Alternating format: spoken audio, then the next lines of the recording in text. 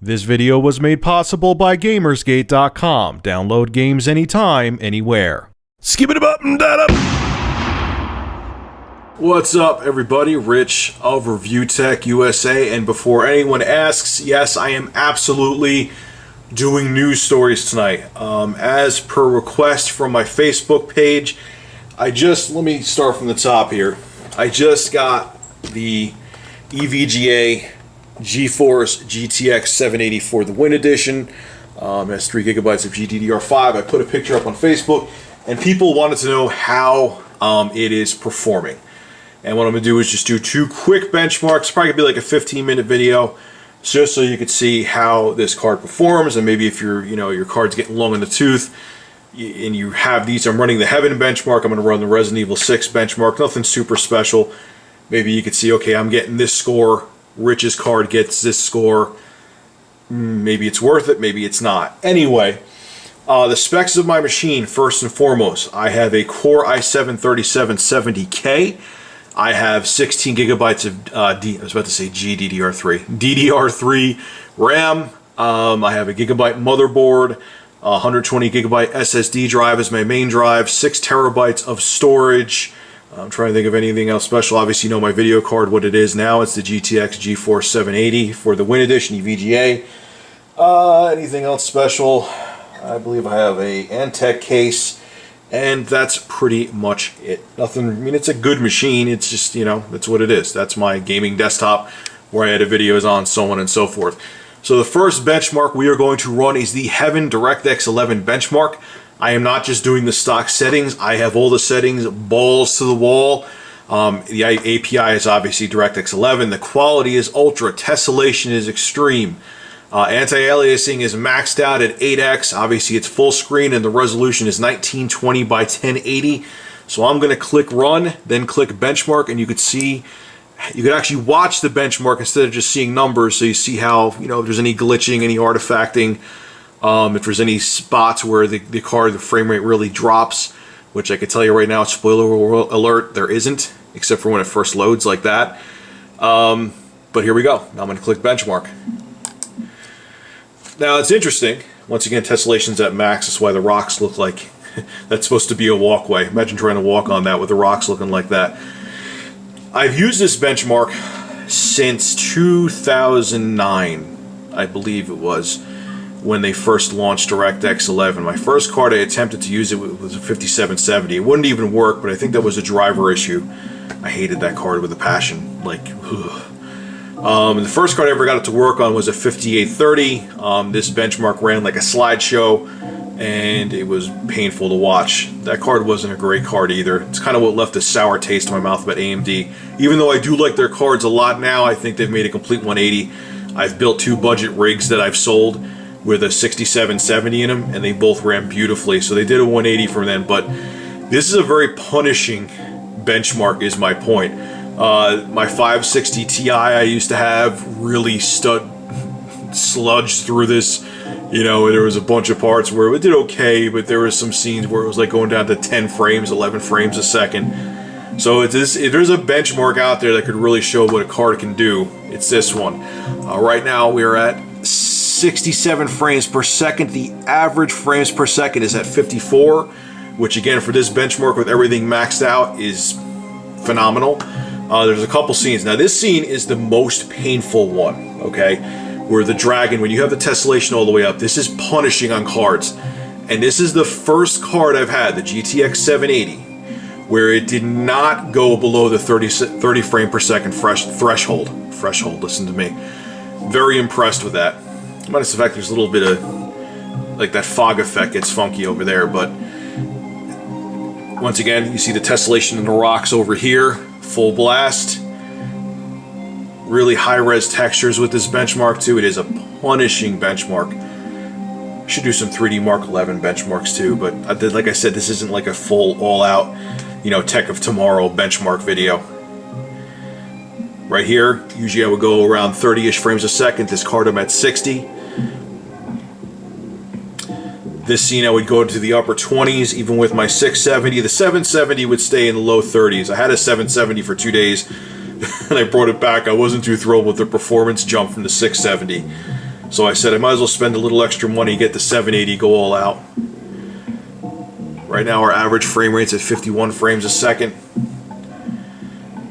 And I am blown away. I've never seen this benchmark run where it never drops once below 30 frames per second. In this scene right here, every card I've owned, I don't know about the 770, but every card I've owned, it always even when it's not at, even when this benchmark's not at max settings, that one scene where you see the torch derby going through the stone hallway drops the frame rate like a rock. I don't know if it's something to do with the lighting effect there that really makes the card suffer, but this one stayed in the upper 40s or mid 40s.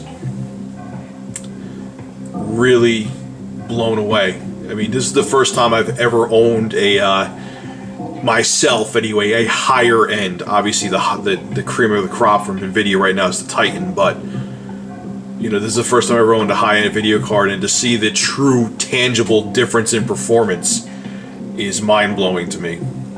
Like, I could see what I spent my money on. Right here, butter smooth 60 frames a second. What scene are we at? 3 more scenes to go for this. Alright. God, this is a good looking engine. I'm surprised that this hasn't caught on more with game developers. I don't know if does anyone use the Unigine engine for any games? Or anything mainstream anyway? I don't think so. Alright, now we get the last scene where it changes from night to day.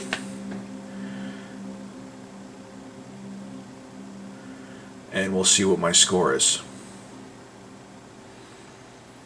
Alright, now I had cards where I would have everything on like the average normal settings and get this score. So my average frame rate with everything maxed out in the Heaven benchmark, the very punishing Heaven benchmark, is 56.7 frames per second.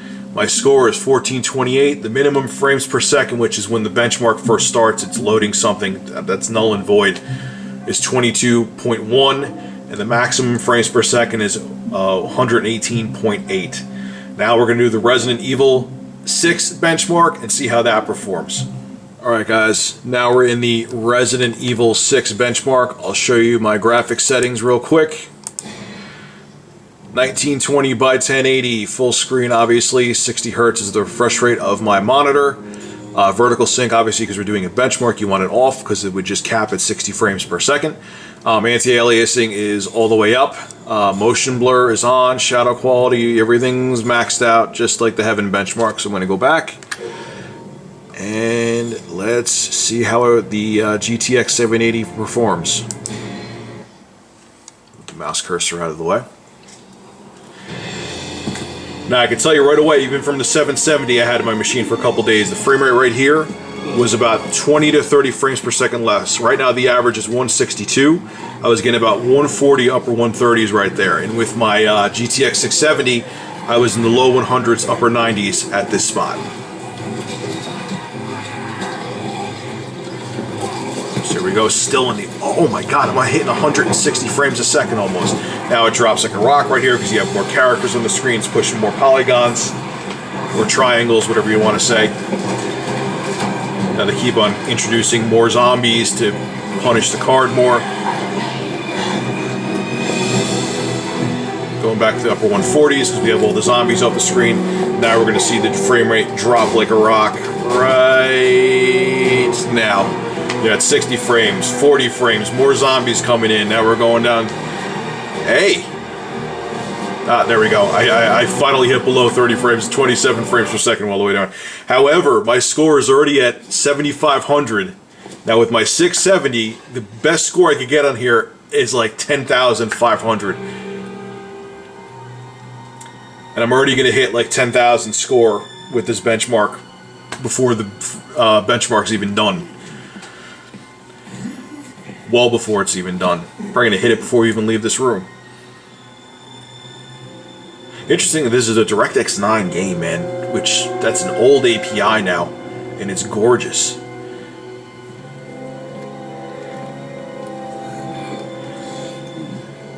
Here, I'm already past what the 670 would do. Still a great card, that 670. I sold it to a friend of mine, and he's very happy with it. He's making his machine Battlefield 4 ready, which it'll handle that game just fine. I'm already at 12,000. Let's see if I can hit 14. Come on. Impress me, EVGA. Make me show the money I spent on this card was worth it. Alright, we're at 13. Can I get another 1,000 points to make this card have 2,000 more points than the 770? Let's see. Moment of truth. Now the dude's going to come by raging. And 14,000. Over 2,000 more points on the score than the 770. So there it is, folks. Compare it to the cards you have now. Did you try the Resident Evil 6 benchmark, and are you getting like 11,000, 12,000, and you were thinking about the 780, and you're like, the performance difference isn't worth it, or you're still rocking a 550 Ti and you want to go all out and you want to really get a huge jump. See if it's worth it. This is not a cheap card. It's a $650 card. Are you a huge PC gamer? If you're not, maybe it isn't worth it. No, Capcom, I don't want to see your benchmark again.